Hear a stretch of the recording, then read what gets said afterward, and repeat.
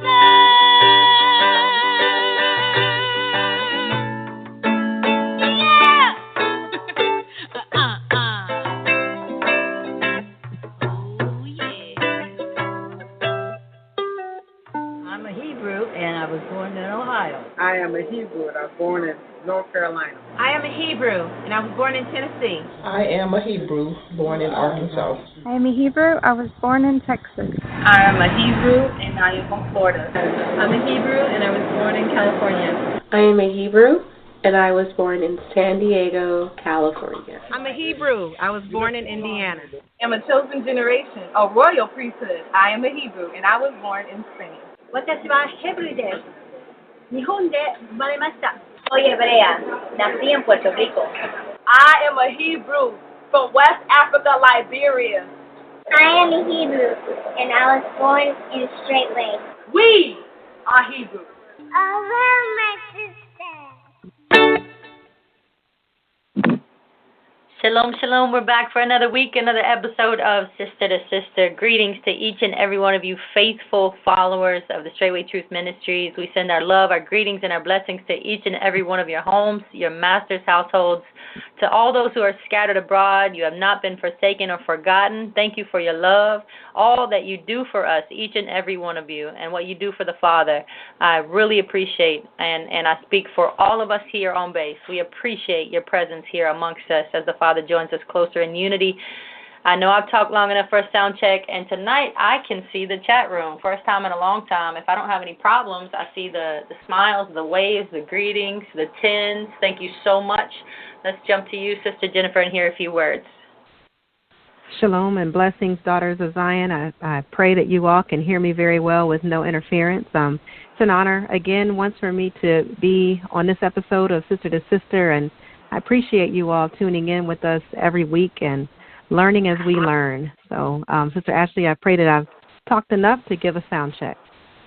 Hallelujah. Yes, ma'am. A couple special thanks just from my heart anyway. You know, Sister Bobby comes out to the land as often as possible, and I have to thank her in the open air just so she knows she's really appreciated. And, you know, Sister Toma, Sister Brielle, Sister Haley all filled in a cook spot for me while I was in purification, and they're still coming out every day and cooking. So I just wanted to say a special thanks to them as well. I could go down the list of all the offlanders, so I won't take that time, but just a special thank you and acknowledgments to all of you, for the Father sees your hearts, and I really appreciate what you do. But first and foremost, acknowledging the Father, thanking Him for so many things, and really all of us, I think we should become more and more grateful every day. Let it be a nature in you. But I want to thank Him for the beautiful mothers and the women in this ministry and here on this land that provoked me to be better. It only benefits your soul to humble yourself, to view someone else as better in any area, and to strive to attain to the fruit that they have on their tree. So I really, really appreciate the atmosphere that He's provided here. You know, our pastor is so aware of his surroundings, of the spirits that we carry. He's very aware of the land, its upkeep, where everyone needs to be and when they need to be, where they need to be, without any form of rule. You cannot even use that word when you're speaking about our pastor. He's so compassionate and so merciful. I can't thank him enough for allowing me to live on the property that I didn't purchase, to live in the home that I did not buy, and to partake of the good fruits of this land that was, as I've always said, His vision from the very beginning. And I really, Jennifer, thank the Father for the presence of holiness here, you know, while dwelling together. When you dwell together like this in a mature manner, it really creates an atmosphere of praise. And I thank the Father for that we don't live amongst anyone who restricts your praise or tries to. We don't have to open up our window in the city and praise. That we can just praise all day. So I love dwelling with the saints, and no one is going to get my place in the kingdom. Y'all hear me, sisters? We got to have that mindset. I'm not going anywhere. And the more enemies we make, the more we love as a people. And I see the Father's compassion and mercy on the man of Yah continually growing and expressing itself towards the people, towards the sheep. The more enemies that we get. But bless you, Father, for another fifth day, another week, another day, another moment with you, that I still have your spirit and your breath and life so that I may praise you. Sister Jennifer? Yes, ma'am. I just want to acknowledge the Most High. I'm so thankful for His order, which is perfect. It allows me to serve Him and stay in the role that He created me for. There's many women who don't know their role and they don't have a desire to. So I'm truly just thankful that He's given me the understanding and He's placed a desire in my heart. I want to acknowledge my head, Elder Rufus, and I just want to say that I admire his love for the Most High, and I'm thankful for his full submission to this ministry, and it teaches me how to learn submission through him by watching his example. And it's such an honor to acknowledge him as sir, as master, my head. If I could think of any other word that would give him the due honor and respect, I would say that word. But to some, it can be offensive to hear a woman call her husband sir. But for me, it's an honor. I want to acknowledge our shepherd, Pastor Dow, for being a pastor according to Yah's own heart, because without him being sent by Yah, we wouldn't be fed with the knowledge and the understanding, and we would still be lost. And many are being deceived today because they are under false pastors. And I'm just so thankful to have a true Jeremiah 3:15 pastor. I want to acknowledge also the saints that have traveled through here. Brother Toby, Sister Nicola, Mother Monsi, Sister Jaja, Brother Lucas, Sister Teresa, the sisters who live off the land, you know, the saints that come here who bless us with their presence. We're at such a great place of peace right now, and it's something that we've never experienced. And so for the first time, to have the level of peace that we have is such an honor and a blessing. It's something that we've prayed for quite a while, and we finally have it. And so I just want to acknowledge those saints because, without their desire for holiness, we would not be where we are. So that's all I have.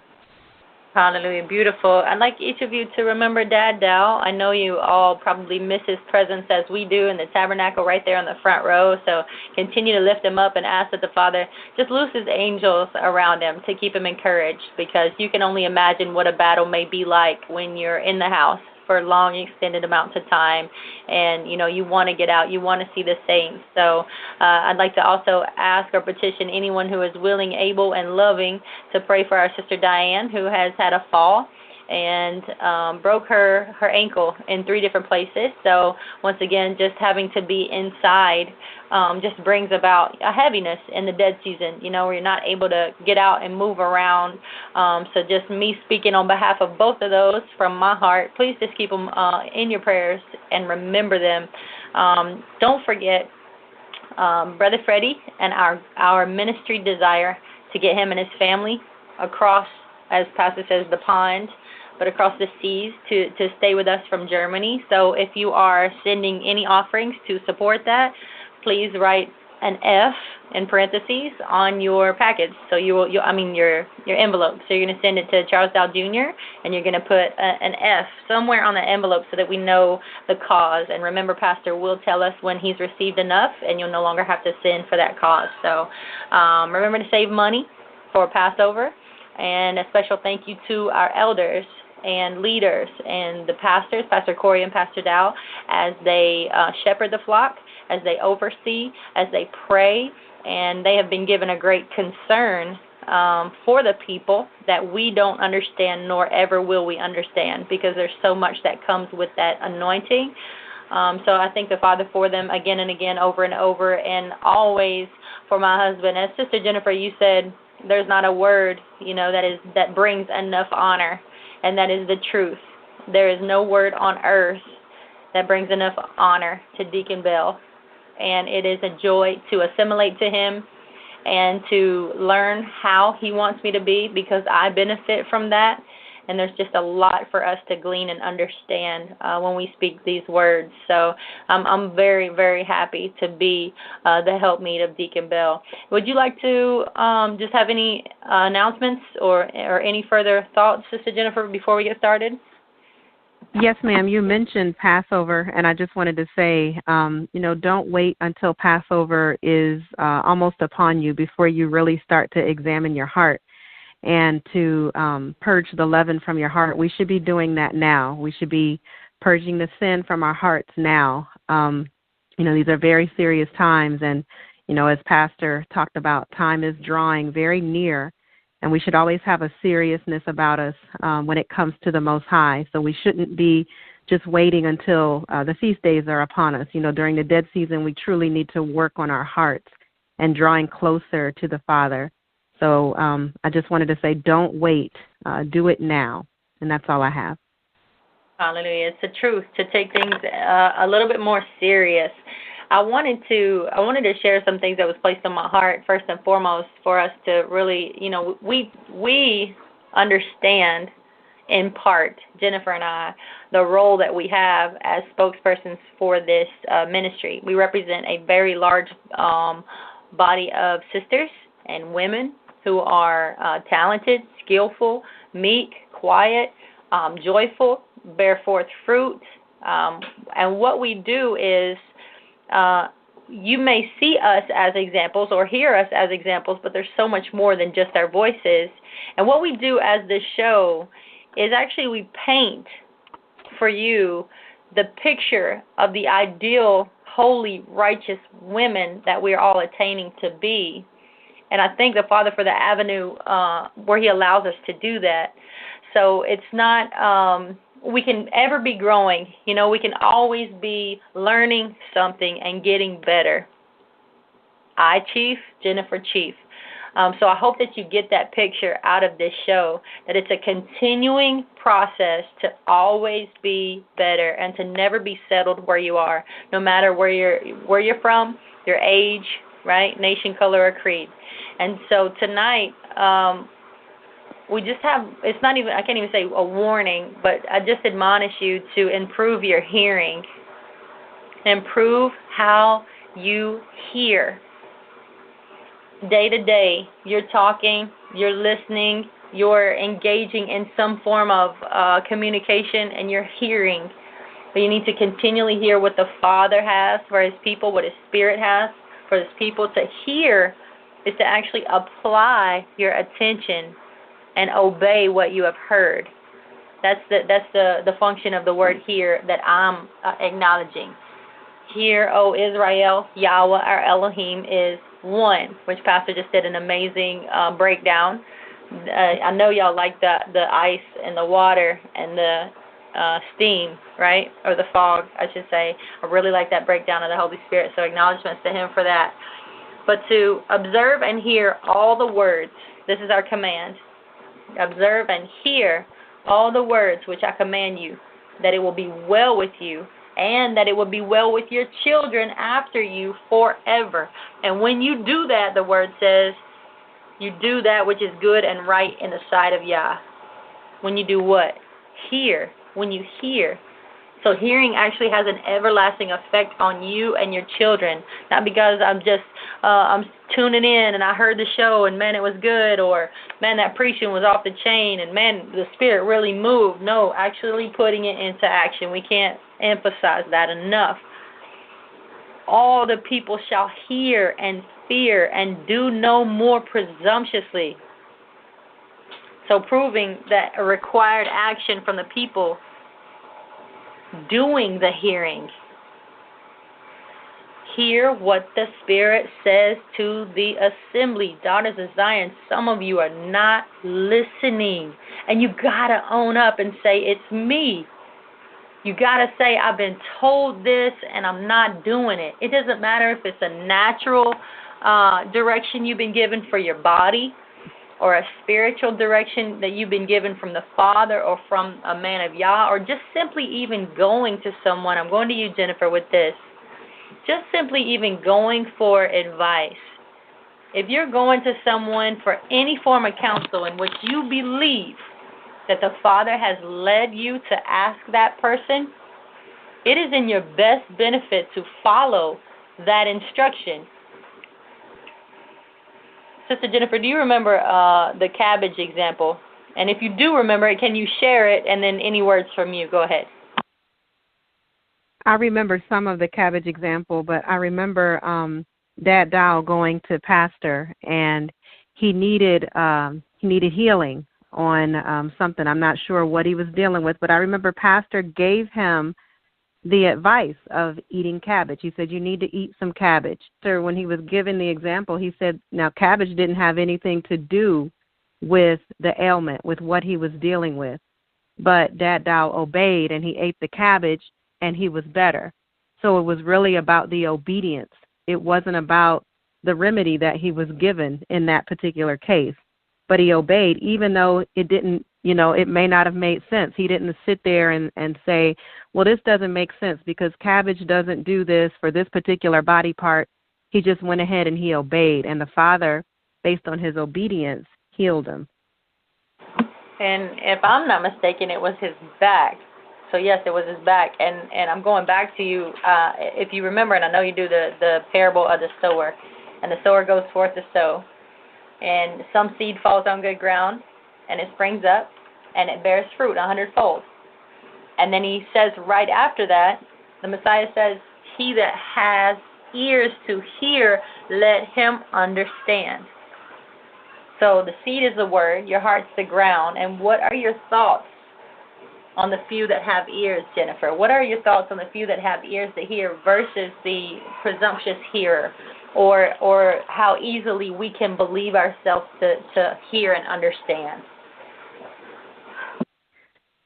When I hear pastors say over and over again that Yah is the one who opens your understanding, Yah is the one who gives you ears to hear, it really puts you in a sobering state of mind, a sobering state. And it makes you want to really listen very carefully because it's something that we can take lightly. Not everyone has been given ears to hear. Not everyone can have the understanding opened in certain areas. And so it's something that you just don't assume that you have. It's something that you desire and you seek it and you ask the Father for, and you have to trust that He'll give it to you. But it has nothing to do with you. It has nothing to do with your own study. You can study all you want, but if your understanding isn't open, if your ears are not opened and you can't hear, then that's a totally different thing. You won't have the knowledge or the wisdom that's from above. So not everyone has been given the understanding or the opening of the understanding.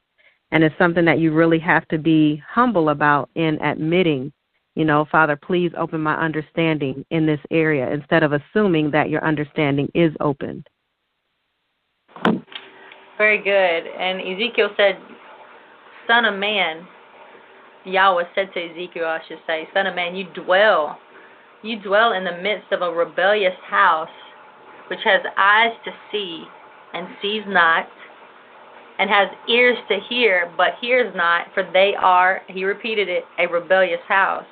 And I can't, even in the intro, glorify the Father enough for the beautiful people that we have here, provoking us to all be better.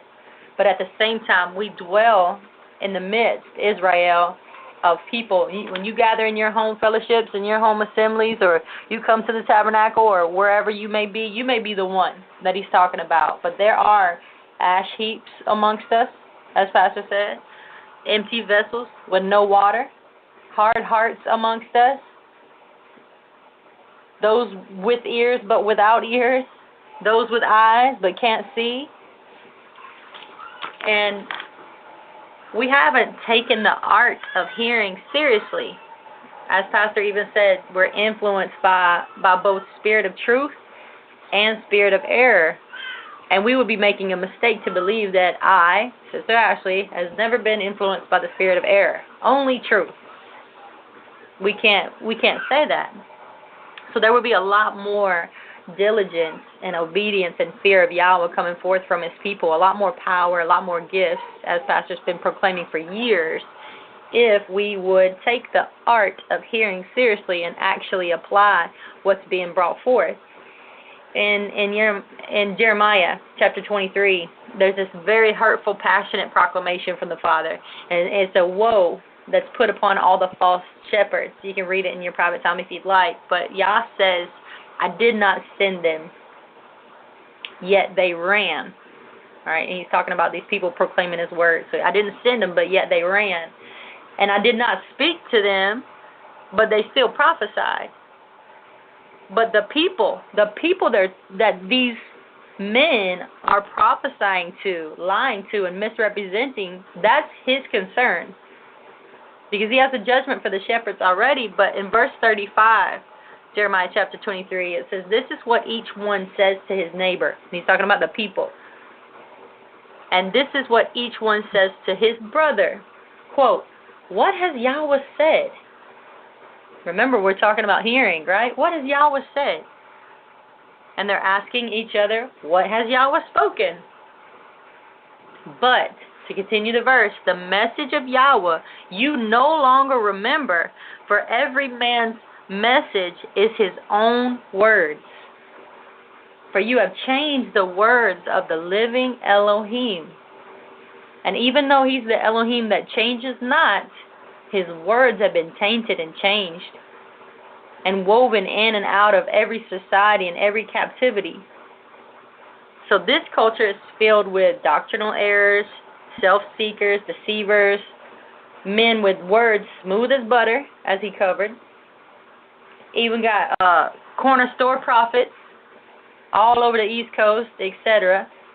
But the land has a famine, Jennifer. So with all this going on, all these people everywhere proclaiming our Yah, there's still a famine, and it's a famine for hearing. What say you? Yes, ma'am, there is a famine for hearing because the desire is not there. You know, when I was in Christianity, I never knew how the Father spoke to us. I thought he just spoke words that were always there to encourage me in my sin, no matter where I was. There was always just words, you know, like you said, smooth as butter. I never got a rebuke in Christianity. I can't remember one. And I always just received really kind words, and the life that I was living was nothing. It was nothing that would be admired by the Most High at all whatsoever. And so coming into this ministry and learning about the character of the Father and what love really is and how he corrects us, how he chastens us because he loves us, there's definitely a famine because there's a lack of desire to really hear what the Father has to say. And I know for me, in Christianity, it just shaped my mind to the point where you have to really be careful to not reject what the Father has to say, how he deals with us. And you have to really run towards his love and run towards his correction. But it's about the desire. There's a famine because the lack of desire. And, you talked about Jeremiah 23. We are so blessed in this ministry, and we have a pastor that has been sent from Yah.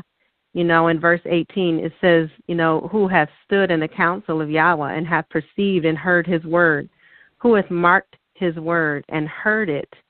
And we can definitely say that our pastor hears the word of Yah, and he delivers the word of Yah as well. And there's a fruit. There's a fruit that comes from standing in the counsel of Yah. If you look in verse 22, it said that if they had stood in my counsel and had caused my people to hear my words, then they should have turned them from their evil way and from the evil of their doings. And that's what this ministry is about. This is what we hear from our pastor, our elders, to turn from your evil way, turn from your evil doings. That is the fruit. And you don't get that fruit in Christianity. So true. And as many or anyone who has a problem with us uplifting or supporting the man of Yah as we try to do, especially on this show or any other avenue, they simply, if they have a problem, they simply are jealous. They want credit themselves. They want their name called. They want recognition for what they're doing. Believe me when I say it. It is the truth. They are just wanting their name called. The Spirit of Yah moved on a man. Check this out. Imagine you're 100 years from now and you're just reading this story. But the Spirit of Yah moves on a man 25 years ago, which if you were reading the story, it would be 125. Okay? So the Spirit of Yah moves across the earth and he finds one man to do what no one taught him, to build what no man has built, to proclaim the word of Yahweh in a way that it has not been proclaimed to his people in this generation. And that man is Charles Dow Jr. Now, this is a mighty thing. Building up these communities all around us, that's a mighty thing. It's no light thing at all. It's miraculous, marvelous, and fearful in our eyes. So that man is my shepherd and the backbone of this ministry. Now, in fact, what he began 25 years ago and what he proclaims as the truth even now, were it in fact falsehoods, let's say it were in fact falsehoods, there would be a lot more like him. Would it not? If what he was doing was false, there would be a lot more like him. There would be a lot more men speaking and living what he's saying and living like him and proclaiming what he's proclaiming. But there is not. He's the lone voice crying in the wilderness. Jumping back to hearing, because that's our requirement. Is not my word like a fire, declares Yahweh, and like a hammer that shatters a rock? Jennifer? I think about the ministry, and you talked about the start of the ministry, the word being proclaimed. And Yah says, I change not. So this message that has been proclaimed, it's not changing. It's the same message. Now, there's been growth along the way. There's been wisdom that has increased, but the message is still the same. The message of we need to come out of her. We need to repent. It's the same message, and it's not going to change just because, some are just not comfortable with it. And this is the message that we need. And I'm personally grateful that I know now who I am, whereas before I never had an identity, but now I know who I am. So this message will not change. It's actually getting stronger. And I'm noticing the more resistance that this ministry receives, the stronger the message becomes. It's so true. And Jeremiah says, thus saith Yahweh of hosts, do not listen to the words of the prophets who prophesy to you and lead you astray. They speak a vision of their own heart, but not from the mouth of Yahweh. They keep on saying to those who, this was Yahweh's words, okay? Jeremiah 23. He's saying the prophets are actually speaking to those who despise me. So if you're a hearer of the falsehoods that he speaks of, he's saying you are despising him. So verse 16, they keep on saying to those who despise me, the people who despise me, they say, Yahweh has said, you shall have peace. And this is not what our show is all about. Okay, we're going to go many different directions, but we have to put emphasis on hearing because we don't take it serious enough. And we just believe ourselves because we have ears on our flesh, on our bodies, that we're capable of hearing, and it's not true. So back to Jeremiah. And to all those who walk according to the stubbornness of their own heart, they say, no evil comes upon you. That's what they're telling any and everyone. No evil is going to come on you. This is how you do it. This is how we do. Love, love, love, whatever their doctrine is. For who, as she said, she brought this out, that's why I'm going back. Who has stood in the counsel of Yahweh? Who has seen and heard his voice and obeyed it? It was not you. That's why we give credit to the man of Yah who stands in the gap for us. I cannot hear from the Father without my husband or without the Father. Now, if you are unmarried, you will hear the Father through men as well. Just because you are not covenanted to a man in the flesh or married, you still have to hear the word from a man. But here's the question, Sister Jennifer. Did your mother and your father and your cousin and your brother and your co-workers and just everybody around you, did they hear Yah's voice and obey it like you did? No, ma'am. They didn't. Even the people that I went to church with didn't hear. You know, we the church that I went to, we had these people that would come in and they would call themselves, quote unquote, prophets. And they would speak words over you, you know, kind words, words that you wanted to hear. And when I finally learned how the Father really speaks to his people, how he speaks to us, I became very angry because I thought back to those times and it was something I had to repent for listening and hearing something that was not from Yah. I mean, they may as well have had tarot cards because this was not from the Father at all. And so these types of things should make you angry, you know, when you hear the smooth words, you know, the things that Christianity tries to speak over you. They try to avoid rebuke. They try to avoid correction because there's no love whatsoever in Christianity. But no, there was nobody. No one heard at all. And here we have such a collective oneness about ourselves. It can be nothing but the Father, because we collectively agree, even as women, that we have to submit ourselves to our husband as in the fear of Yahweh. There's a lot of power to that and a lot of unity to that no other assembly or ministry or religion has.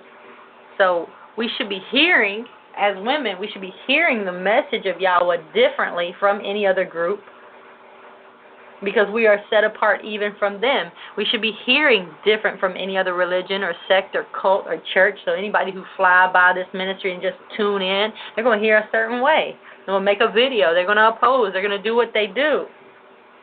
But here we collectively agree, and after I'm done with this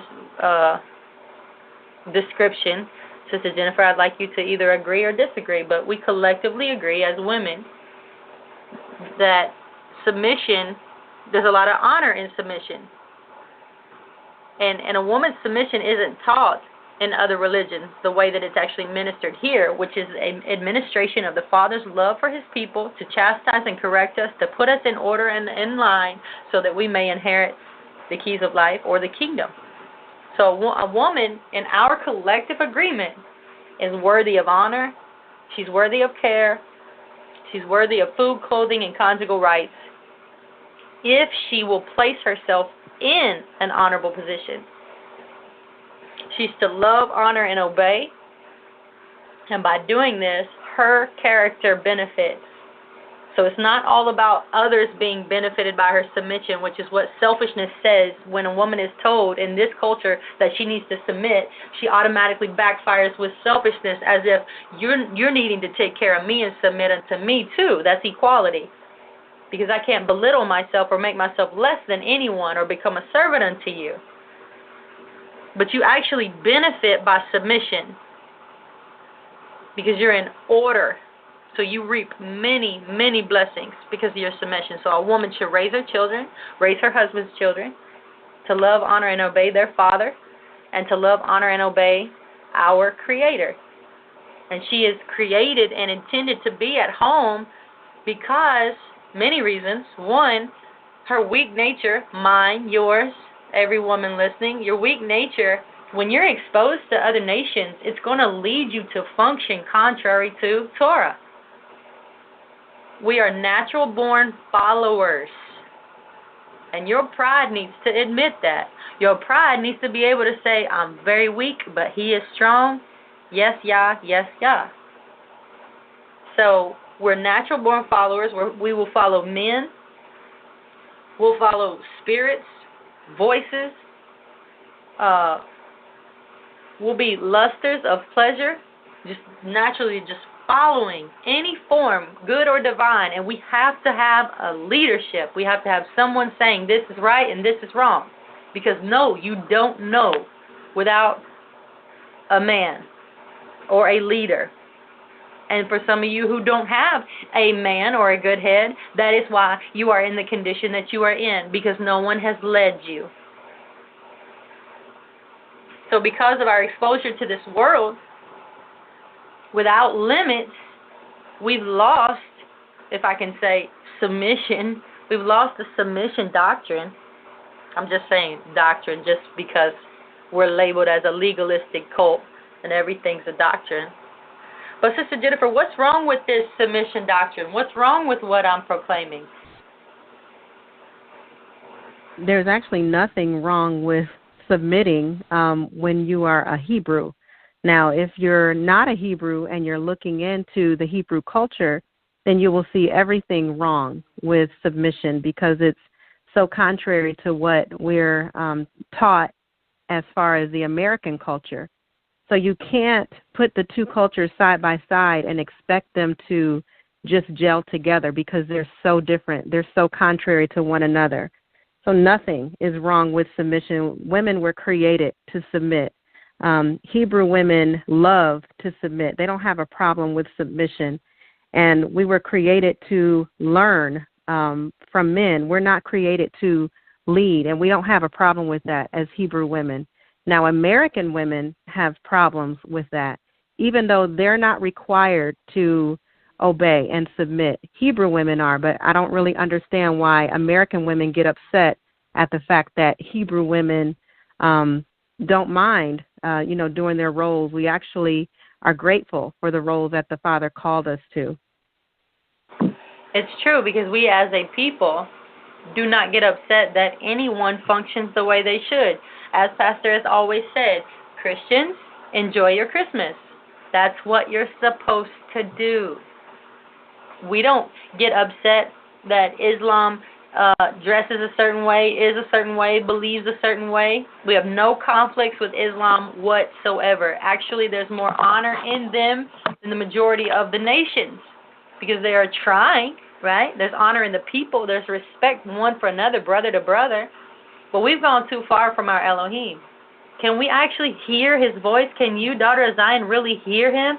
You think you're hearing because I'm talking to you or because you tuned in or subscribed to some video or because you call yourself Israel. Do you really believe you hear? The book is full of people who believe themselves to hear. Can we actually unite in righteousness? I'm going to a book by Dr. Gina Murray. Some of us call Mother Gina. Got a couple of quotes I want to read you from her book called The Them in Him. All right, the them in him. Some women operate under the error or misnomer of helpmate. Okay, quote, helpmate. Notice the mate, quote, mate, implies more equality of function and companionship without structural order. This order must be understood not as an ontological difference in value, so there's no difference in value, but the order must be understood as an authority structure necessary for proper function. In other words, please hear, daughters of Zion. In other words, here's her quote. The Creator does not value males more than females. Remember, they were created at the same time as them in Him, but the difference is in authority for the purpose of function. Nonetheless, male headship is clearly indicated by the order of the making, meaning He simply made the man first. Is that not clear enough? But there's no difference in the value, which is another voice of rejection in those who oppose submission. One more, and I'm going to you, Sister Jennifer. Submission, she says. Allow your husband to cleave to you. All right?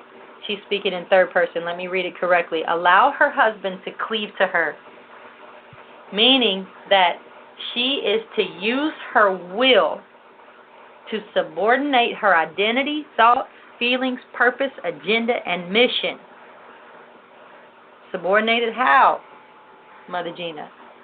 To God, through assimilation to her husband. All right? Now, the last sentence, she speaks of this assimilation to your husband.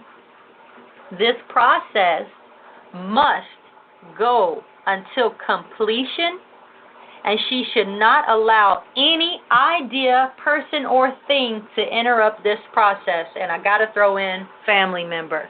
That's what she means anyway. So this process of assimilation, you to your husband, must go on until completion. Jennifer?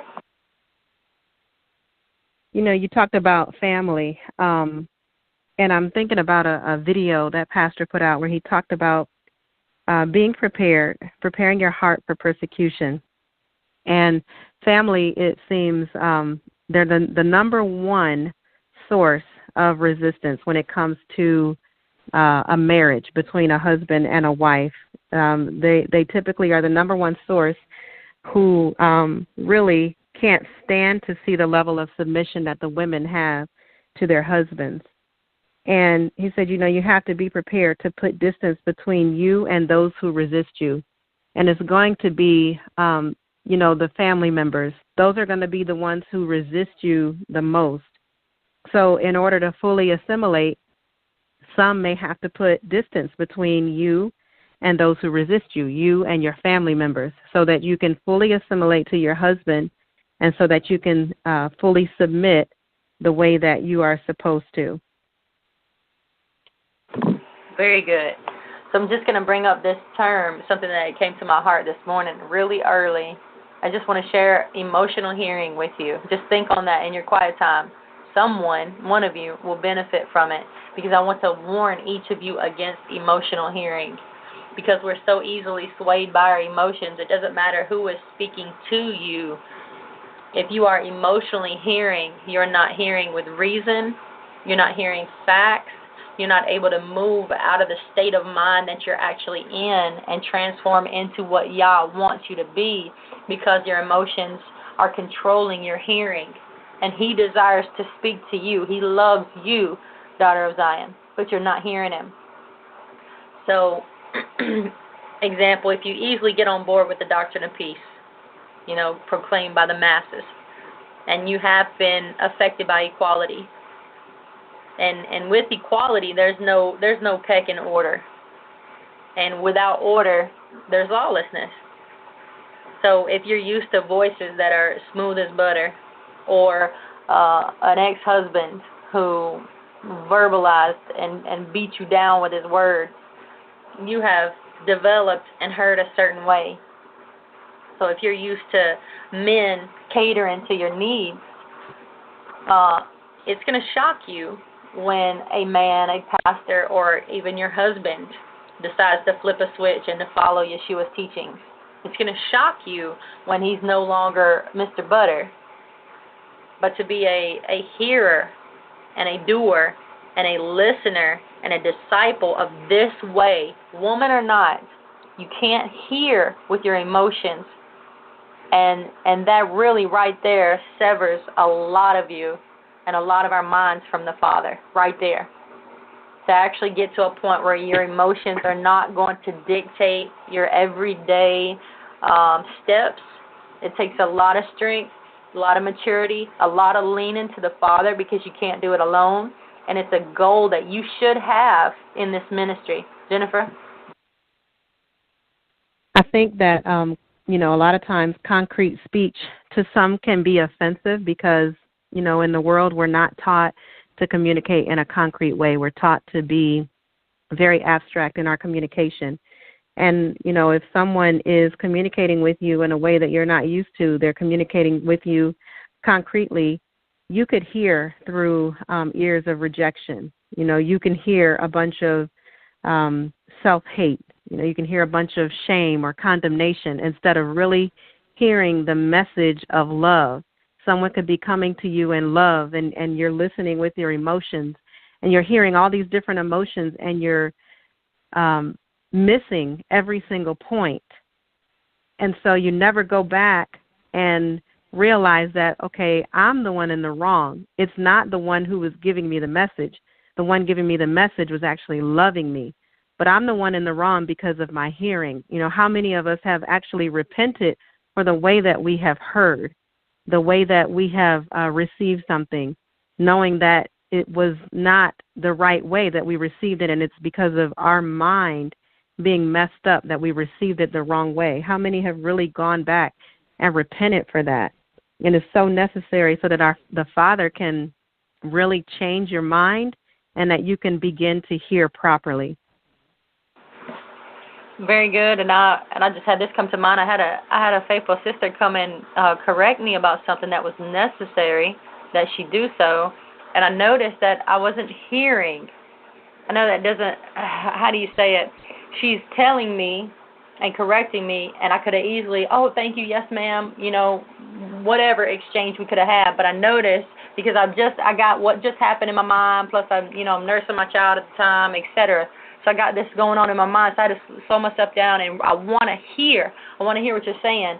I want to put any and all emotions to the side and really make a change if necessary, and it was, and I was really grateful. But just even in an exchange, sister to sister, or whoever, husband to you, whoever you're dealing with, and there's a sharpening moment, a time that you can change or get better, make sure you're hearing, and even that is an art to do, because you have to know that you're not hearing, and you have to know that the person speaking to you is loving you. You have to just lay all emotions aside, and I just praise the Father for achieving a certain level of maturity in that area, because it makes a huge difference in your life. It really does.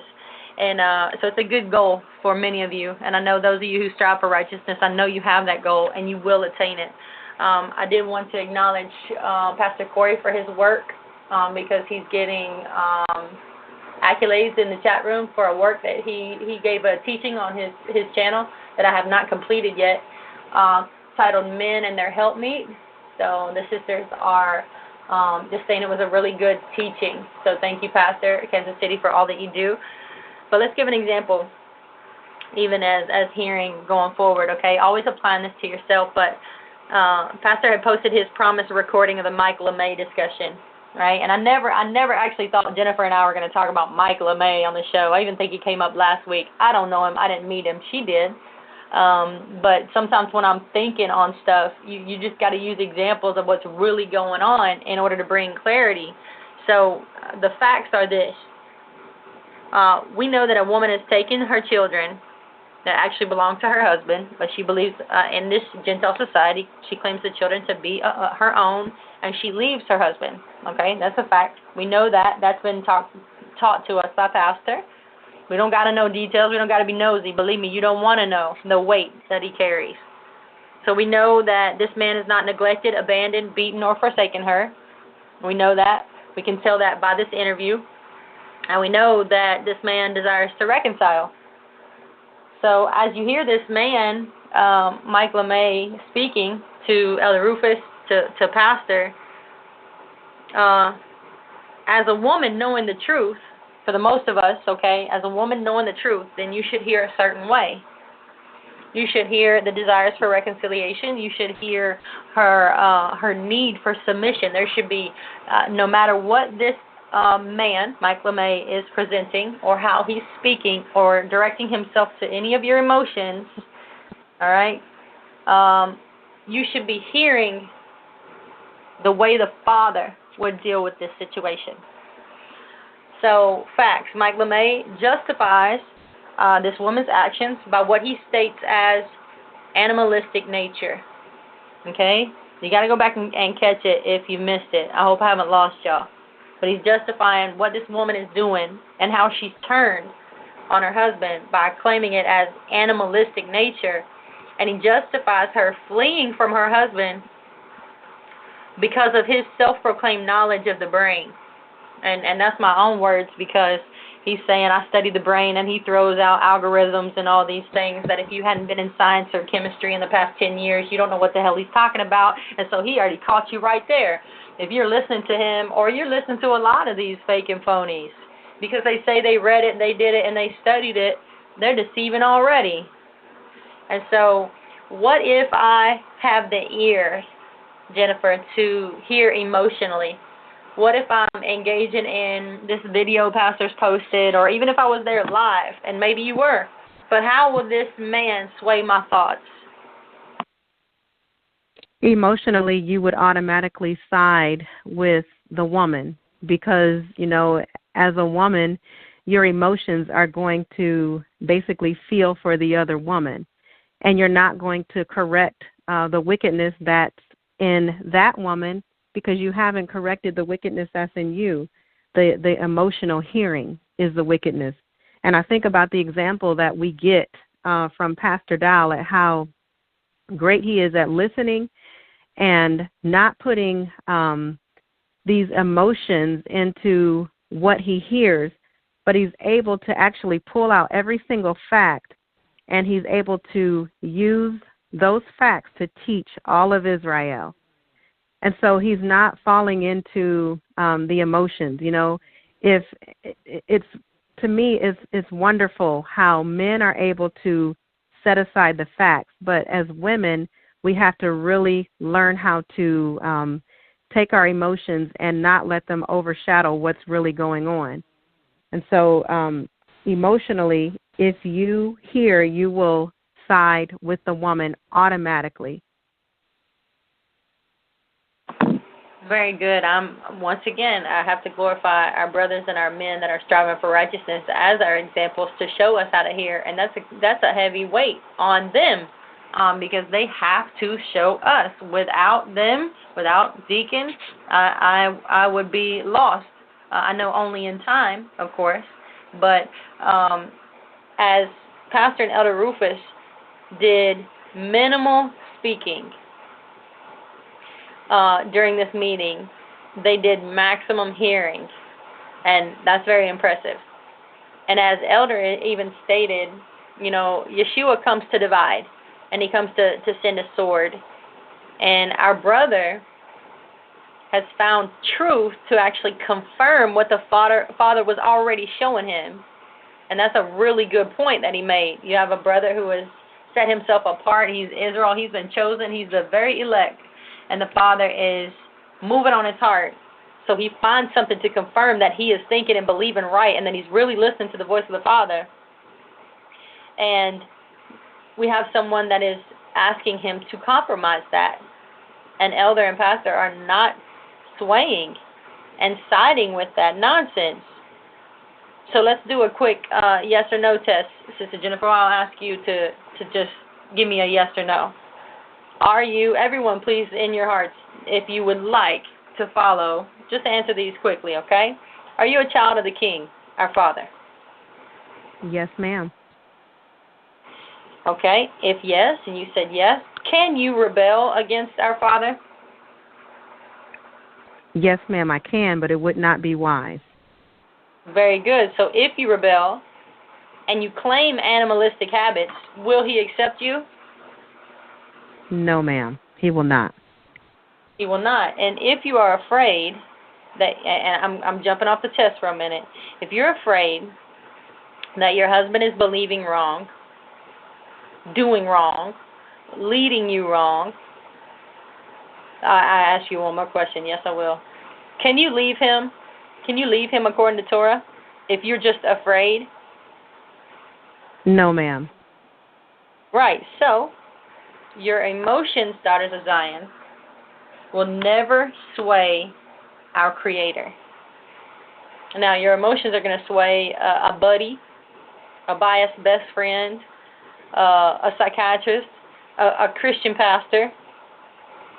Your emotions, women, sway your children, and they even sway some of your husbands. But Yah truly does not waver at emotions. And I'm telling you, it's because I've been so full of them that I understand he's not wavering or moving. He does not need me. So if it were so that he would give us a little bit of time and be swayed by how we feel and let us catch up, then if that were so, then his word wouldn't be a fire and it wouldn't be a hammer, would it? So Jennifer, deal with the emotional thought that is common, so common, because the enemy doesn't create, he imitates. So he's going to give common thoughts to sheep. Deal with the emotional thought, I just need a little time to understand. I just need time to catch up. This is just too much, too fast. And wait just a moment, Jennifer, before you deal with it, let's give a disclaimer. Above, I can't say above, but just like all the women that hear us, Jennifer and I understand the emotions that you can have, that can lead you, that can control you, that can dominate you, that can feel so real. You can feel so belittled, so demeanored. Whatever presentation the enemy has given you, we understand. Now, if I were wanting to do a show catering to your emotions, I think it would be a very successful one. We could just pass emotions back and forth, and we could all say, amen, I heard that, I know that, I dealt with that. But that's not the basis of the show. The basis is you are to hear and you are to do. You are to change, you are to choose. You, Sister Jennifer, please deal with the common voice that the enemy gives women, that they just need a little time to understand, and they just need a little time to catch up.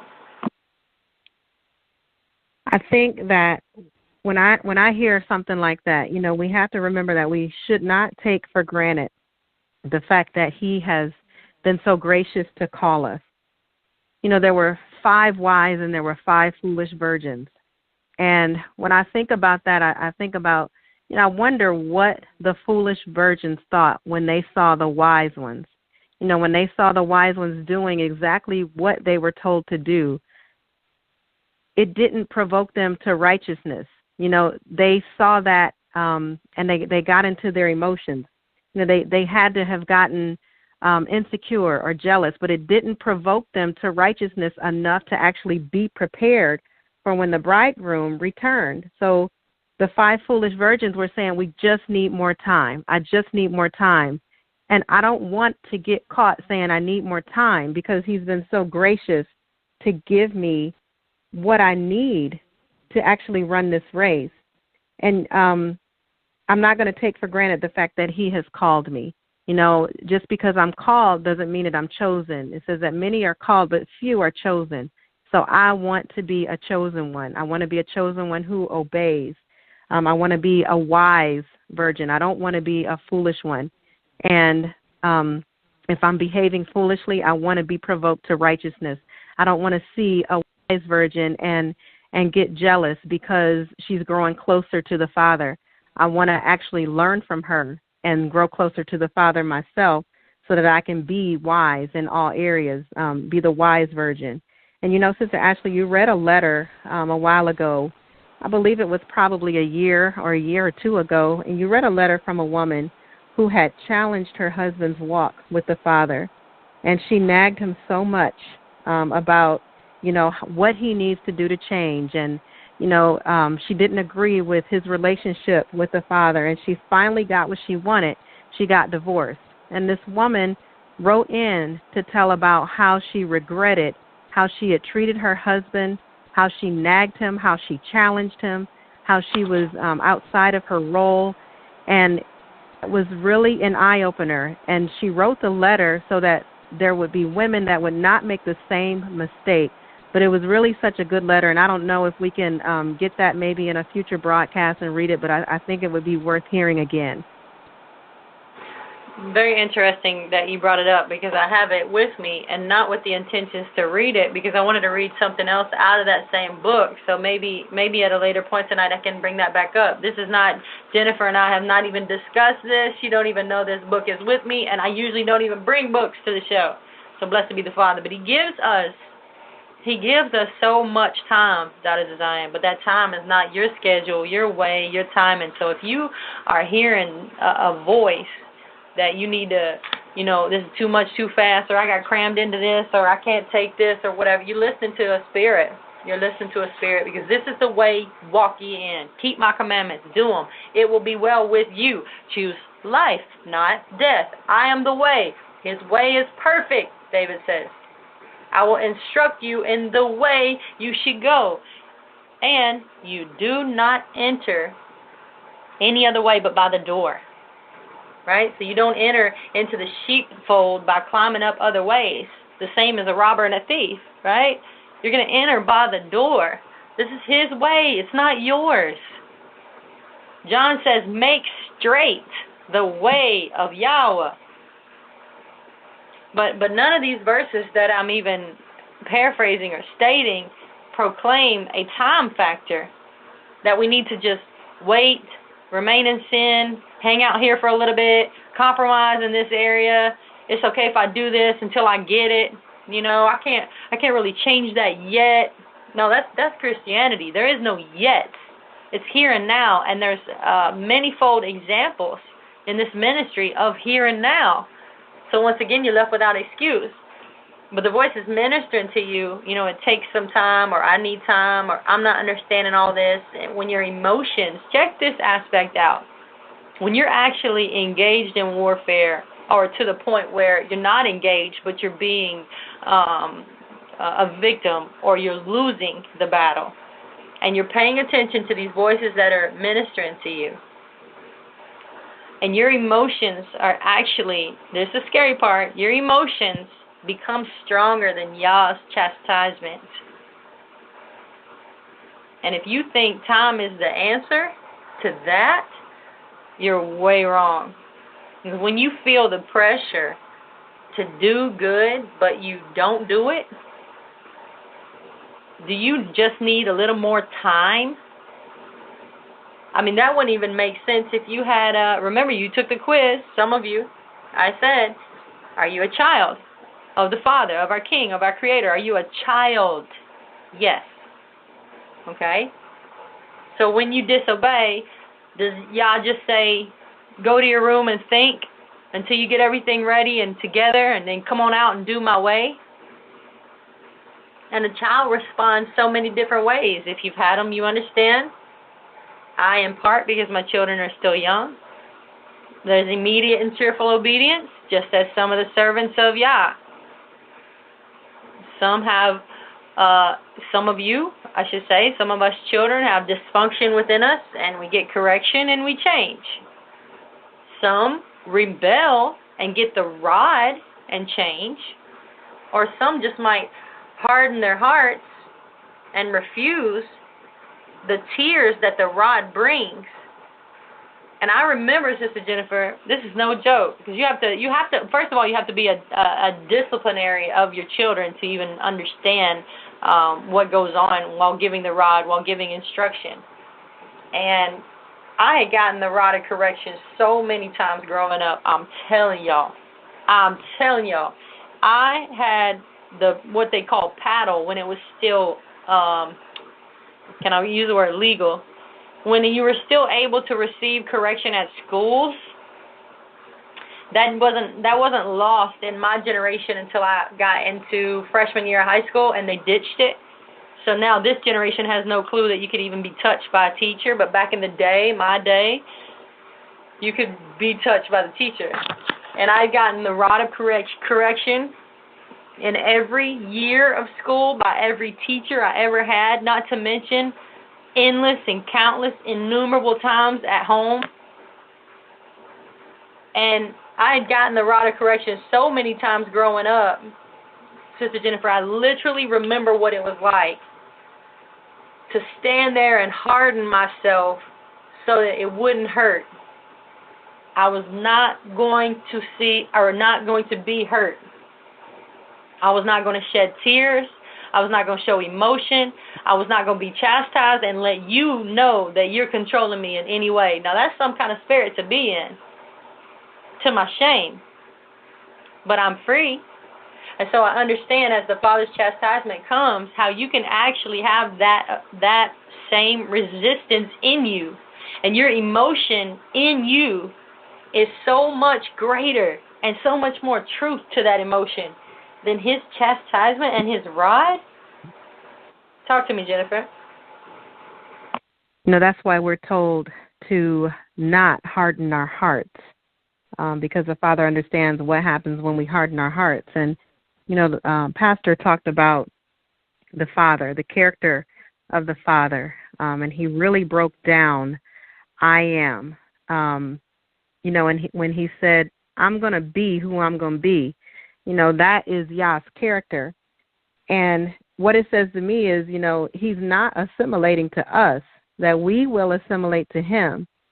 And he's going to be who he's going to be, and we will not limit him with our emotions. He won't be manipulated with our emotions. He's going to deal with us the way that he needs to deal with us, and we're going to receive it or we're not going to receive it, and we'll just pretty much fall away if we harden our hearts continuously. Hallelujah. Are you still able to hear me, Sister Jennifer? I lost my screen. Yes, ma'am. I hear you just fine.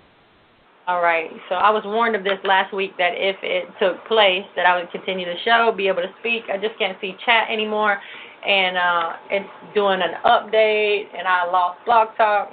So that's fine. All right. So I'll just ask you to keep up with chat if that's all right. Let me get back on track. I wanted to deal with a letter. That's why I brought the book that you mentioned earlier. But I wanted to deal with this letter that was written. It was written by a woman named Yolanda. Okay, and she writes a letter to a Christian female minister. All right, so what we're going to do is just assume that she wrote it to us. And Sister Jennifer's never heard this letter. And if any of you don't have the book, which I'm not going to state at this time, then you have never read it either. Okay, it's just not a book that I would like to put out on air as if we support it as a ministry.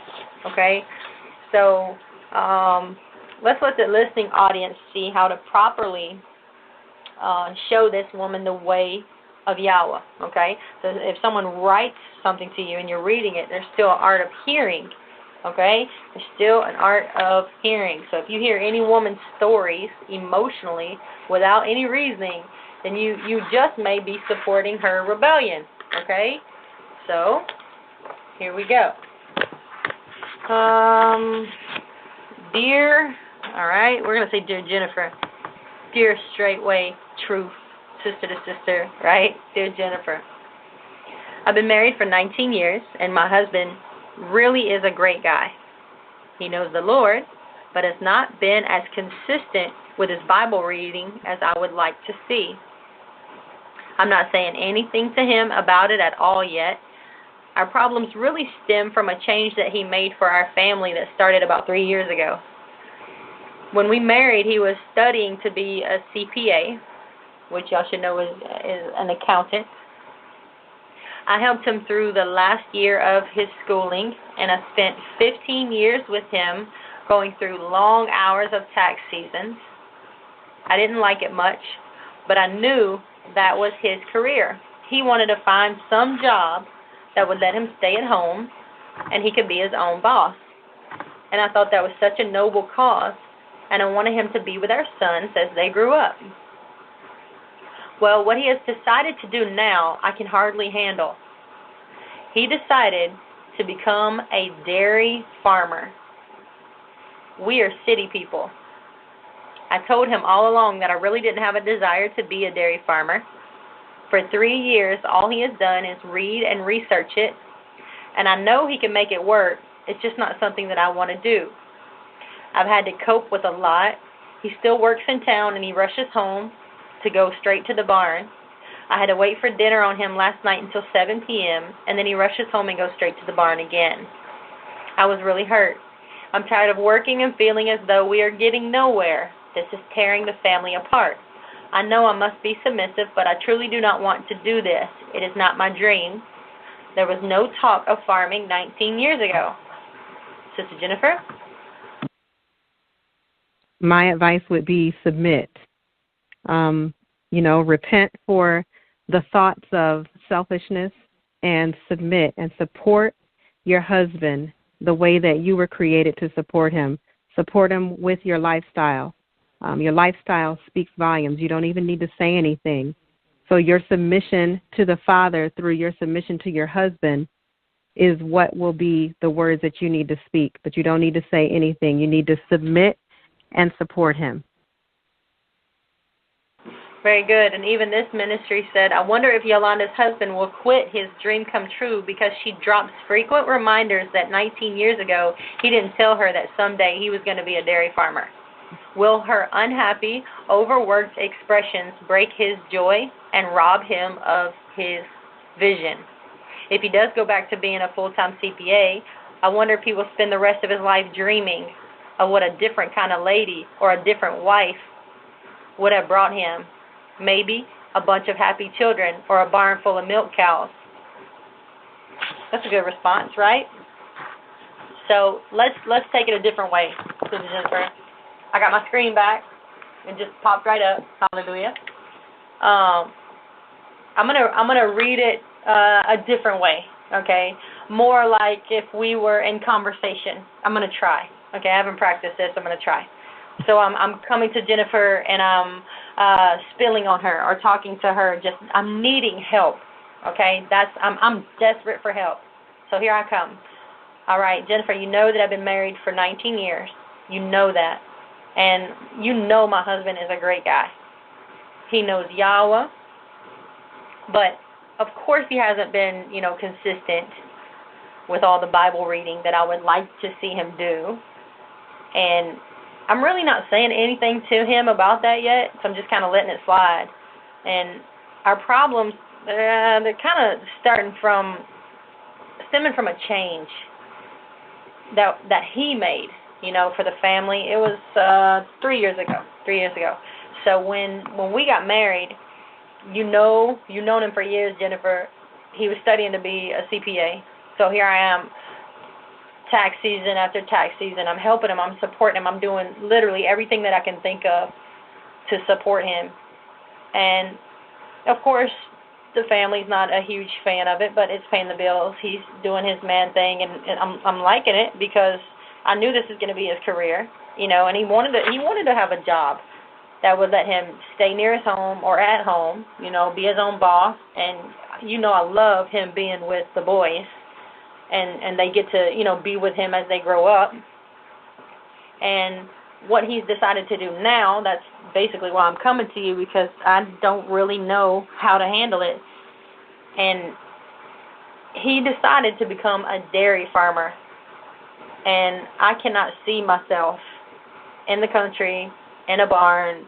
We are city people. And I told him, all along, that I don't have a desire, to be on a farm or be with or in a dairy farm environment. And for 3 years, literally 3 years, Jennifer, all he's ever done is just read and research and read and research. And that's what he wants to do.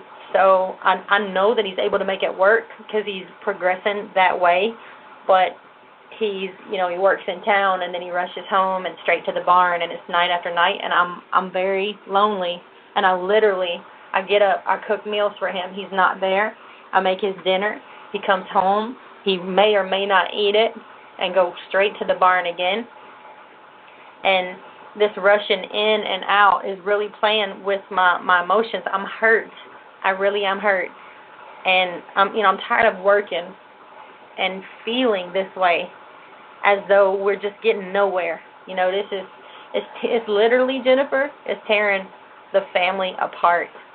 And I want to be submissive. I am submissive, but I just don't want to do this. And it's not my dream. It's really not. Please help me out, because you know that when he committed to me 19 years ago, there was no talk of this kind of change. Jennifer? It sounds like there are a lot of emotions and feelings that are dominating what you're dealing with. This is really the response of a woman who is losing the control that she has been given, a woman who never should have had the control that she had. So this is a woman who is losing control and really being put in her rightful place. And it really is a beautiful thing if you could set the emotion aside and really see the beauty of what the Father is doing. Submit and support your husband, and really understand that as a Hebrew woman, your husband is not here on this earth to fulfill your desires and to cater to your emotions. You're here as his helpmeet, and you're to help him meet, his goals, what the Father has placed on his heart. So you just have to really submit, lay the emotions aside, and really get with the Father and see what he requires of you and do that. Hallelujah. Very good, especially for the first time. Kudos. Good job, Sister Jennifer. And I hope that it helps someone, not only maybe someone out there who needed that direction from us, but also for you who are hearing anyone's situation, any sister that's talking to you and bringing something before you. You have to consider more than just your own conscience, your own feelings, what you think and believe, what she's saying. You cannot just believe that I've been walking with the Father 1 year, 6 months, 3 years, whatever kind of relationship you believe yourself to have with the Father. You cannot believe that how you are hearing is the know-all, end-all, be-all, and it's the correct way. And that's why you have to walk uprightly and circumspectly. There is a honor and a love that is required out of me just having this show. And I know you wouldn't understand that. Wouldn't you agree, Sister Jennifer, that you are required to love in a way that you never were before this show? Yes, ma'am. Absolutely. Absolutely. Explain, please. It's not something that we take lightly. The words that we speak are not just words that come out of our mouth. These are things that the Father requires of us. And we can't be hypocrites. The words that we speak, we actually have to put into practice ourselves. And so if we are, telling the sisters that they need to love, it has been pressed on us that we need to love even greater. So as we learn, we share that same thing with you. Very good. And there's just a lot of understanding and a lot of how would you say it? A lot of discernment that comes with the package. It's not something we ask for, but what do you always say, Sister Jennifer, when you hear that? You support your husband's words. When someone says, I didn't ask for this, what does he say? He says that you did ask for it when you asked the Father to use you. When you went to the Father and you tell him that you are a willing vessel, that is you asking for whatever position he has put you in, and you willingly accept it. Very good. I love that once you shared it with me. So what I'm meaning by that is I have to be very legal when I deal with sisters, I have to give instructions. I have to follow my own instruction. I have to give instruction that I would follow, and I have to not take anything personal when she doesn't hear, right? And many of you right there would just chalk it up. You lost the game right there. I do not take anything personal. I love even the more so. You have a care and a concern and compassion for the situation without any form of accusation, without any form of despite or hatred or anything flying under the radar. You cannot misjudge, or your mistakes have to be repented for. You are at a, me and Jennifer, we're speaking a lot to many of you. Thank the Father for that. But the reason I'm saying all this is not for many of you to understand, because believe me, some of you still won't understand. But we speak very legalistic. And legalism is something that we as a people have been accused of being ever since I've known, and of course many years before me, ever since I've known the ministry. You're going to hear that from maybe your family members or whoever, that we're just some legalistic cults, right? Holding people to standards that are no longer viable, no longer needed, or no longer necessary. But let me read you, this is a book called Too Long in the Sun, okay? Too Long in the Sun is basically dealing with a lot of Christianity and its pagan roots, but there's one particular explanation that I highlight tonight. So a book called Too Long in the Sun by Richard Reeves. Everything I've come across is by, pastor or the elders, someone having the book way before me, okay? So I do put this out there as a good source of pagan roots for Christianity. Legalism, chapter 17. The dictionary defines legalism as strict, literal adherence to the law or to a particular code as of religion or morality. Okay, so legalism is very strict and a literal adherence to the law. But check this out. Legalism relates to principles of right and wrong behavior. Is that not correct? Yes. The synonyms for legalism, all right, because it's more of a compliment than an insult. The synonyms for legalism are virtuous, moral, honorable, chaste, pure, ethical, just, decent, honest, and righteous. So if being characterized as legalistic is an insult to you, maybe you should rethink. Because it should be noted that the term legalism or legalistic is not found in the scriptures. But its moral synonyms are listed in the dictionary are found in the Bible. Honorable, chaste, pure, virtuous, just, honest, righteous. Mentioned over 500 times actually. So when we speak of submission and we state how important it is to do it, to get it, to change, regardless of any emotion, we really mean it by experience first and foremost. But one sinner destroys much good. Does it say give that sinner some time?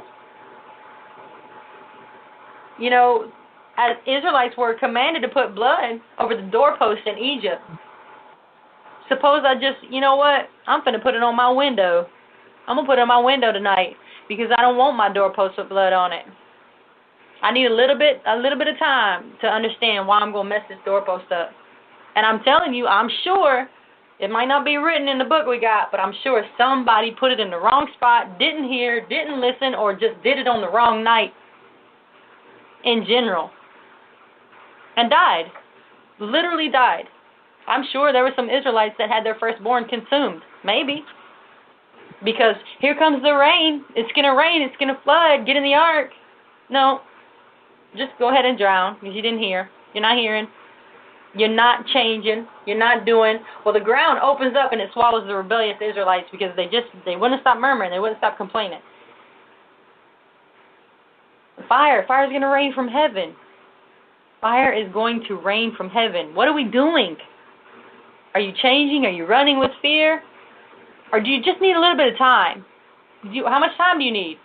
You need time until, as Pastor said, till the first raindrop hit the boat? Time for the first hailstone to fall from Shemayim? There were Israelites that lied. There are Israelites that stole. Israelites that sought the wizards and the soothsayers. There are Israelites that married adulterous women or married strange wives. There are Israelites that mocked Yah's anointed. There are Israelites that mocked their husband's praise towards the Father.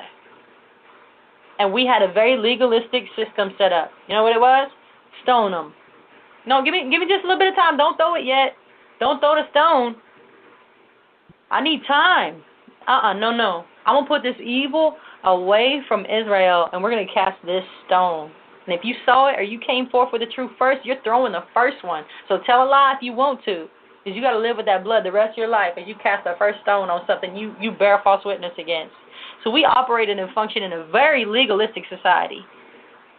And it kept us bound by the law in a beautiful, harmonious way, in perfect submission and order to the Father and to his men. The book is full of those who compromised. Vashti compromised. Maybe she obeyed a lot. Maybe she was really trying. Maybe she was submitted to the best that she knew how. But that one day, she had a headache. She had a headache. And she compromised. Or she said, you know what?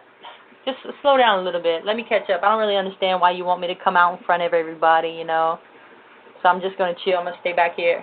Whatever the thought was, there's no compromise here. No compromise. If you feel yourself, sense yourself, or even hear the voices of compromise in your spirit, deal with them. I've had to. Jennifer? You know, I wanted to say that Yah is very specific. You know, he's very particular in the way that he instructs us, in the way that he gives directions, even through our pastor, through the elders. You know, they're very specific with the instructions that we're given, but we are so loose in the way that we listen. We're very loose and just totally unsober in the way that we hear, you know, and we might forget this part. We'll remember this part. Oh, they told me to do this, but I don't remember this. And Yah is so specific when he speaks to us, but we don't really take the time to truly hear what he's saying. You know, if you have trouble listening or hearing, get a notepad and write it down, or, you know, whatever you need to do to actually listen. If we were in a court of law and we were given specific requirements, you know, if our lives were on the line and we were given specific requirements so that you can keep your life, you would write everything down and you would really take heed with all your heart. You would make sure that you did every single thing on the list that you were given. But we don't treat Yah the same way. We don't treat the messengers of Yah the same way. We don't treat the man of Yah the same way when he talks. We don't. You know, they give instructions and we only, you know, well, I did this part, but we didn't do the other part, and we don't really see the error in it. We don't see how awful it is. We really don't, because we would give the world more honor than we would give Yah. And that is the truth. There is terms of agreement with this covenant that we have with the Father. And your submission that you will be judged on, and that's, I'm telling you, that's a fearful thing just to even utter it to y'all, because I will be judged by my submission, not what you think about it, or how you see it, or how I said it, or what, or this tone, or that. No, your judgment is nothing. I stand before the Creator as a mother, a wife, a friend, a sister, and a submitter. So submission is you doing someone else's will. Do you understand that? If you take away the factor of someone else's will, take that away, set that aside, then submission doesn't exist. Because if it was just your will, there is no submission. So if submission is required, someone else's will comes into play. That's the terms of agreement. So we're not cohabitating with Yah. We're not equal with our husbands. We're not coexisting. We're not being influenced by the pain and the emotions that we have. We're not resisting him. We're not being led by the lust of our eyes and the lust of our flesh. That's why we look the way we look. That's why it's not appealing to you, many men, whatever. We're not living for men. We're laying down vain thoughts. We're giving up the pride of life. We're not allowing opinions to even drive us. We're not even ever, hopefully, come on sisters, ever engaging in any form of marital dispute. And we're definitely not partaking in any lawlessness. So try that for a resume. Try that for a track record. Soundbite that. Send it all over YouTube. Jennifer? Yeah, that definitely wouldn't look good on a resume for any American business. It's interesting how, this American society is afraid of any type of honor, any type of respect, any type of submission, anything that is humble. The world is truly afraid of it. They shy away from it. And all the Father wants us to do is to really die to our flesh, to die to ourselves. And, that's what really helps us to know that this is for Hebrews. This is not for everybody. This is just for Yah's people. Hallelujah. I've never read this letter before. I'll stop if it's unnecessary, but I just opened up this book because I was going to find what you had referenced earlier, Jennifer, and this is an interesting page I landed on. Let's try this, okay? Please listen to me is what it's called. My heart is heavy. I desire with my whole heart to bring our children up in the ways of Yahweh. They're ages 2 and 5. My deep concern is this. My husband has been deceived into thinking that our various TV programs and commercials are not harmful to him or to the children. He lets the fact that they are humorous dismiss the fact that they are very crude and subtle, and they're being used to chip away at the spirit of our family. I have to work part-time in the evening. I worry that what is being shown in the idol of our TV in our home, I worry about this, and I have shared my concern. Now, this is interesting. Let me stop here for a second. This can be applied to any concern that you may have as a woman or a wife, okay, a concern, whether your husband's in the way or not, or trying to be in the way, okay, or not.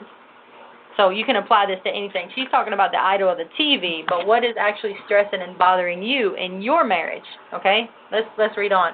I've shared my concern with him, and sorry to say I have nagged him. He is just not as convinced as I am about the seriousness of this issue. This has led me to being resentful and angry at him to the point where I feel no respect or love towards him. I'm committed to my vows. Can you offer any advice or help in any way? I even feel like I must have married the wrong man. He has many positive qualities, but I worry that these influences are causing him to stray. Thank you for your help in advance. This woman says, and I'm going to you, Jennifer. Dear Susan, just imagine what it would be like if your husband just disappeared one day. No more bad commercials. No questionable TV. No warm beds. Just lots of long, lonely nights and days of toil at a job away from your children. The children will not be with their father watching TV. They'll be with a babysitter who's trying to take care of them for money. You'll wonder if the babysitter is having her boyfriend over for a little sex in the bedroom while the kids watch TV alone. The young children will cry when you leave for work, and the older children will be glad to see you go so they can exercise their newfound liberties. Imagine the car has something wrong with it, but you can't take a day off to get it fixed. Money's in short supply. You discover that the social circle for a divorced woman with a bunch of kids is really small. And then the kids get the flu, and the babysitter refuses to work because she's not going to take the chance of catching the flu for a few dollars. So for a year or two, your ex gets the children for the weekend, and you have no control at all over what they do. but you're too tired to care anymore, and in time, the child support you thought was required by law is going to stop. It's going to stop coming because your husband has left the state with another woman. That's just the beginning of how she deals with these letters that she receives in this ministry. I like that. Jennifer, what say you about this letter, and what can you add? I think that as a mother, you're charged to raise the children, and you're charged to be their teacher. And so regardless of what your work schedule is, at some point you come home and you communicate with your children. And, if the children see their mother have a righteous lifestyle, a lifestyle toward Yah, and a relationship where she actually respects her husband, she treats him with respect regardless on if she agrees or if she doesn't agree. It's important to have communication with the children and to genuinely discuss, what they did today. The children will automatically talk about what they learned today, things that may have bothered them. But that's a great way to open communication between you and the child, and you can talk about, what did you see? Do you think that was right? How did you feel about that? And you can talk about the right way instead of really going at the husband and nagging the husband. But there could be communication between the children and the mother. And, if the mother is in the right spirit and her heart is really right and wanting to really raise her children in righteousness, the Father will give her that opportunity. Very good. And let's bring it back to present. Let's say you are Susan, for whatever your issue may be. Because if you continue to dishonor your husband, the scenario that I read could likely become your own personal nightmare soon or later. But, she described herself as resentful and angry, and maybe you have that same description of yourself, resentful and angry. And that's a good place to be at because you need to know that, but you need to make change. It doesn't take time. You need to change. And you're slowly being molded into this bitter person. And this letter reveals what's been considered through the marriage all over. If it's so quick to end, I'm committed to my vows, but I need help. Well, are you really committed? Are you really committed to the help that the Father's going to give you, which is stay? And people will ask, well, why did he leave you? And you can honestly actually say to them, well, he got involved with another woman.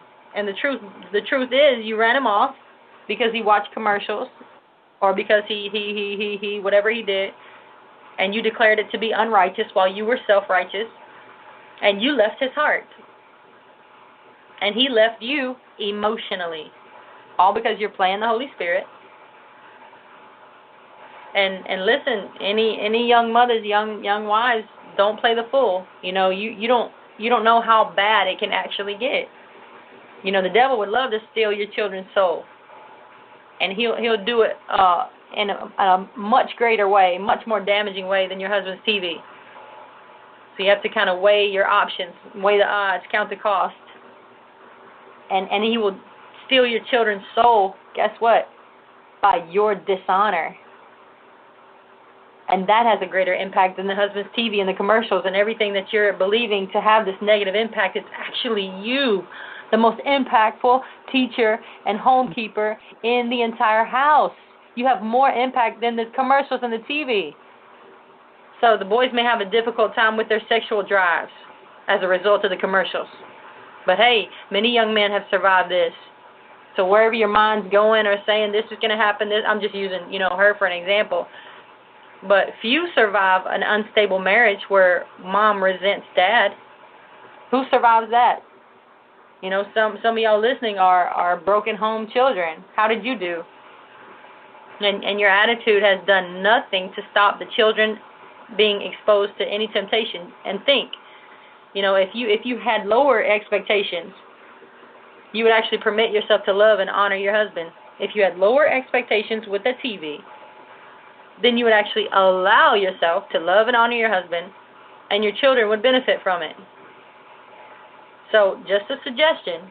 It's not that you should lower your standards, but in fact your husband obviously should have higher standards. But your nagging and your criticism have the opposite effect of producing righteousness. And if you could hold your standards, hold your tongue, hold your man, in time you might be able to put forth an appeal to him that doesn't offend and create an atmosphere that you actually never knew existed in your home, something that you can't even visualize taking place. But as things are today, what's going to happen? Susan's going to continue towards divorce, and she's not going to get on the road towards a heavenly marriage, and she's not going to honor her husband. Jennifer? Yes, ma'am, absolutely. It's typically the thing that you hate so much and you despise it so much because that's the very same thing that is in you, and you're refusing to deal with it, and you want to blame your husband, but it's actually in you much worse. So you're blaming him for destroying the lives of the children, but really it's you, because it's your foul mood, it's your attitude, it's your attitude towards your husband, and your children are being affected by that. Very good. I have the letter. Would you like me to read it and end on that? Do you want to take calls? Do you have any more thoughts? I'm done, with the exception of the example letter that we've already read previously on the show in times past. If you could read it and end the show, I think that would be great. It would be a great way to end the show and give us a lot to reflect on. There's not a whole lot of talking needed after this letter. Hallelujah. And I just, as you were speaking, had a phone call. I'm going to go to one. I'm going to go take this phone call real quick before we read the letter. All right, let's go to area code 619. Shalom. You're live with Sister to Sister, Ashley and Jennifer. Bless you. Bless you. Shabbat shalom, sisters. Can you hear me okay? Yes. Who are we speaking to? This is Sister Candace Nelson from San Diego again. I just want to tell you, I am just...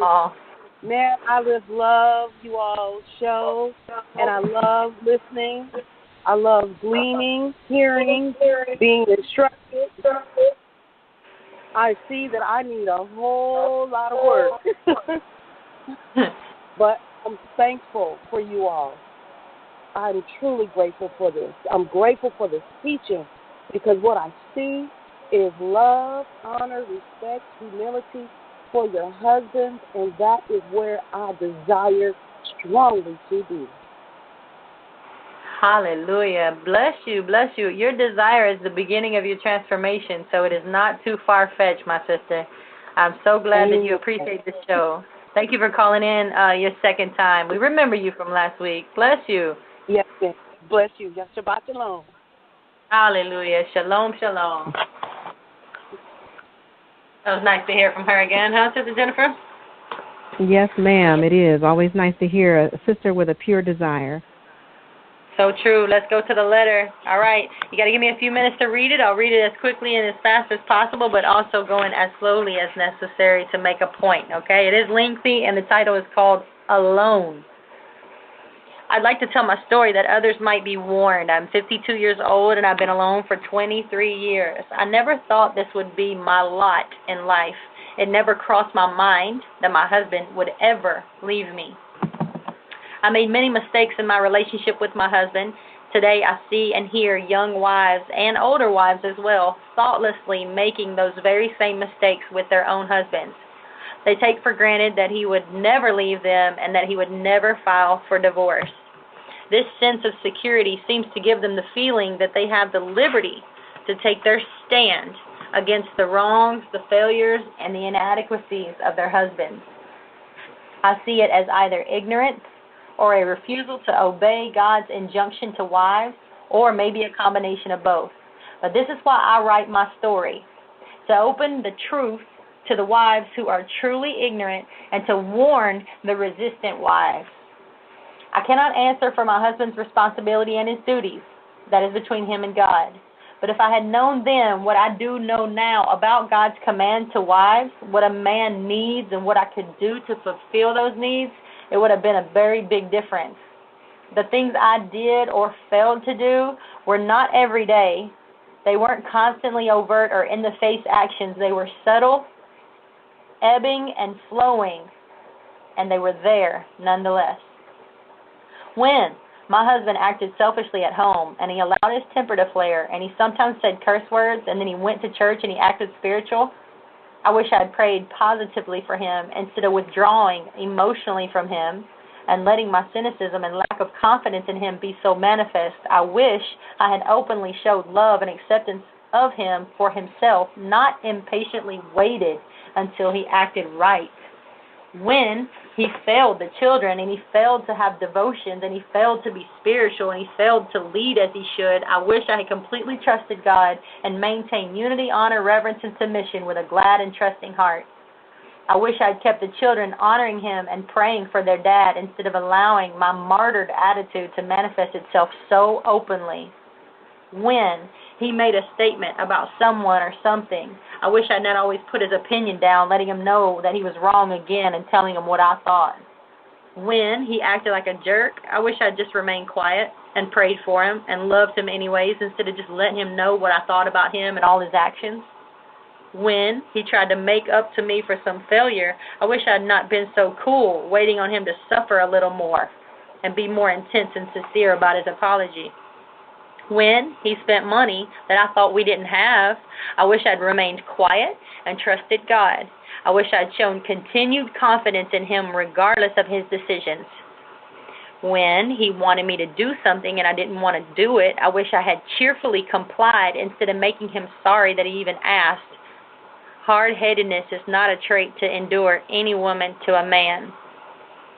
When he needed a woman to believe in him and admire him and approve of him, accept him, regardless of his failures, I wish now that I had been the one to give him those things.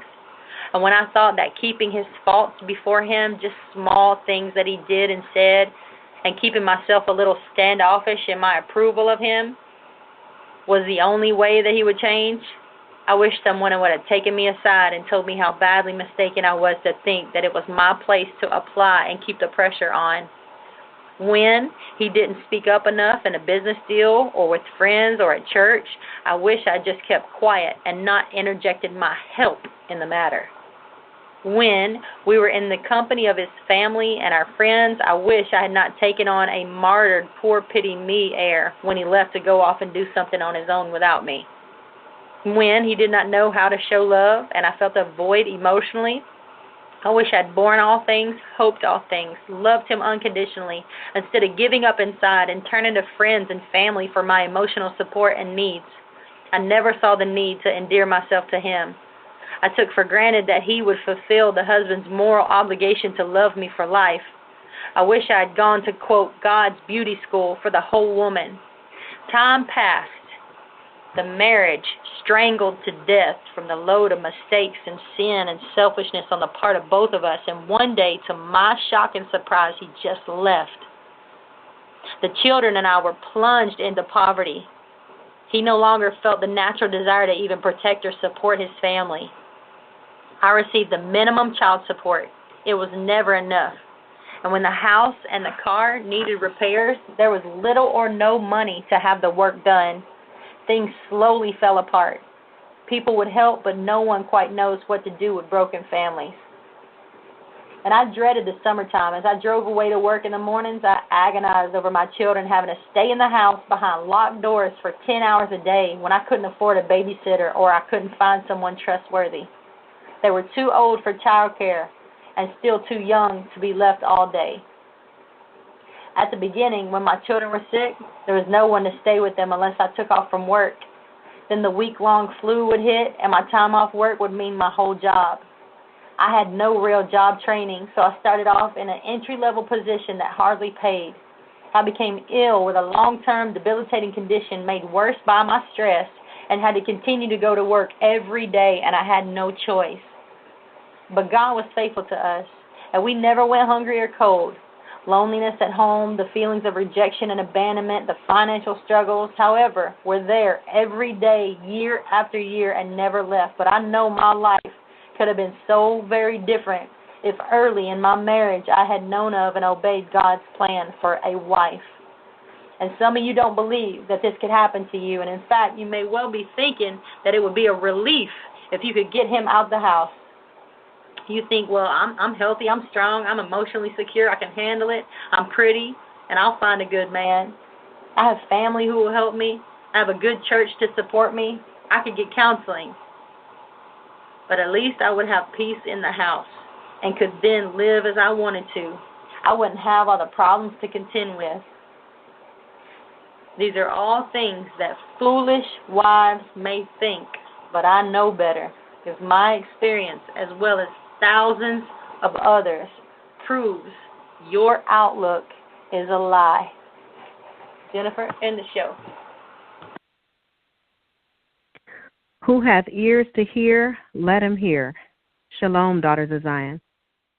And Yahweh Elohim said, It is not good for the man to be alone. I am going to make a helper for him as his counterpart. Holy Yahweh Almighty, we're singing, Holy